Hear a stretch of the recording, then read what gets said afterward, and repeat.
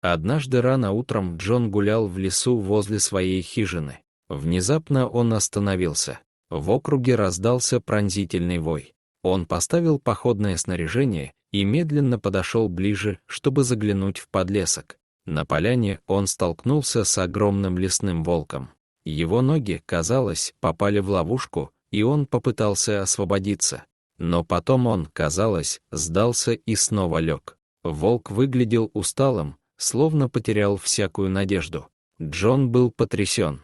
Он хотел помочь животному, но, подойдя ближе, он испугался и попытался натянуть цепи. Волк зарычал, и его волосы встали дыбом, но больше от страха, чем от реального гнева.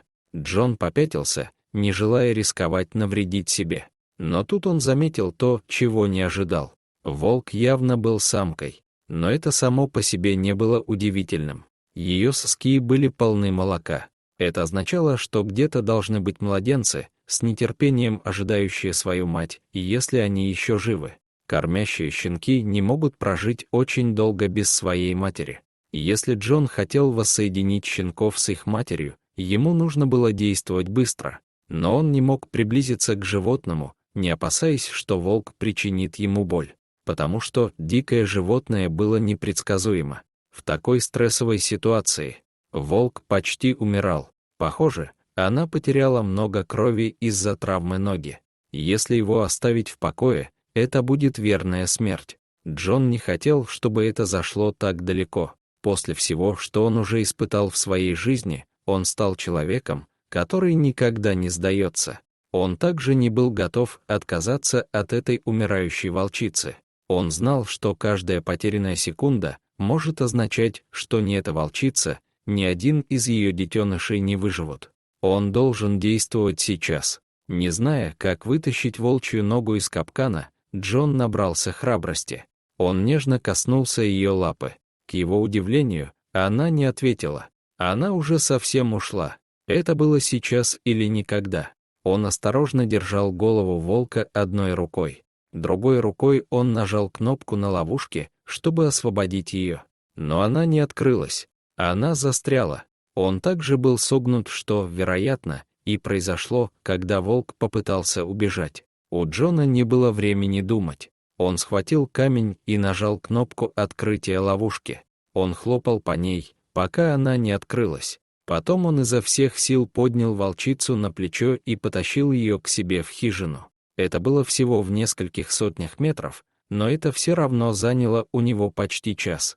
Он поставил волка у камина. Она была полностью переохлаждена. Когда дом прогрелся, он смог увидеть раны волка, которые он очистил и обработал своей аптечкой. Джон получил медицинское образование и точно знал, что делать. Ее нога была повреждена, но, к счастью, не сломана. Если бы он ждал дольше, она бы точно лишилась ноги. Теперь он только надеялся, что сможет вовремя спасти ее жизнь. Она потихоньку начала подавать признаки жизни. Когда она снова зарычала на него в первый раз, он понял, что с ней все будет в порядке. Она нуждалась в нем, чтобы исцелиться, но она не хотела, чтобы он подходил к ней слишком близко. Зная, что она в конце концов проснется, Джон решил вывести ее из дома на крыльцо. После того, как он позаботился о волчице, и она почувствовала себя лучше, он отправился на поиски щенков. Но где же Джон мог вообще найти берлогу с волчатами? Детеныши не могли быть слишком далеко, потому что волчица не уходит далеко от своих детенышей. Из-за его прошлого в канадских вооруженных силах у него было много знаний о выживании. Ему придется использовать все свои навыки, чтобы спасти младенцев. Он обыскал местность в поисках подсказок и, наконец, нашел то, что искал. После долгих поисков кое-что попалось мне на глаза. Он был спрятан, но в земле была дыра. Надеюсь, это была та самая пещера, которую он искал. Единственная проблема теперь заключалась в том, чтобы вывести волчат. Их приучили оставаться дома, пока они не услышат свою мать, даже если это может означать их смерть. Джон был полон решимости сделать все возможное. Он попытался изо всех сил, зовя волка. Ничего не произошло. Он попытался снова, но все равно ничего. Он как раз думал, не опасно ли заходить в пещеру, как вдруг вышел маленький, крохотный волк. Он выл от голода. Вероятно, это была одна из главных причин, по которой он рискнул выйти наружу, не услышав голоса своей матери. После того, как появился первый ребенок, вскоре последовали и остальные. Зная, что он никогда не сможет нести все 4, он аккуратно сложил их все в сумку и запечатал ее. Джон должен был проверить, нет ли в берлоге других детенышей. Засунуть голову в волчье логово — плохая идея. Но мысль о том, что он мог оставить кого-то позади, была неприемлемой. Он должен был убедиться. Он лег на живот и заполз внутрь. К счастью, она оказалась не такой глубокой, как он себе представлял. Мужчина обыскал пещеру, но других волков не было видно. Он мог покинуть это место с чистой совестью, зная, что там не осталось щенков. Он схватил мешок со щенками и вернулся к их матери. Было нереально нести сумку с волчатами. Животная мать, должно быть, услышала ее тихое хныканье, когда он приблизился, потому что она начала плакать. Он осторожно уложил щенков и подпустил их к матери по одному. Он надеялся, что его запах на щенках не заставит мать отказаться от них. Щенки узнали свою мать, и все побежали прямо к ней. Они понюхали ее, и Джон на мгновение затаил дыхание. Узнает ли она их? Крепкая авантюристка расчувствовалась, когда начала лизать щенков. Она легла, и вскоре щенки радостно стали пить. Волчица уже некоторое время была с Джоном, и она, должно быть, голодна и хочет пить. Он принес ей несколько кусков мяса и бросил их ей по кусочкам. Она могла не доверять ему, но с радостью принимала пищу, которую он ей давал. У нее не было другого выбора.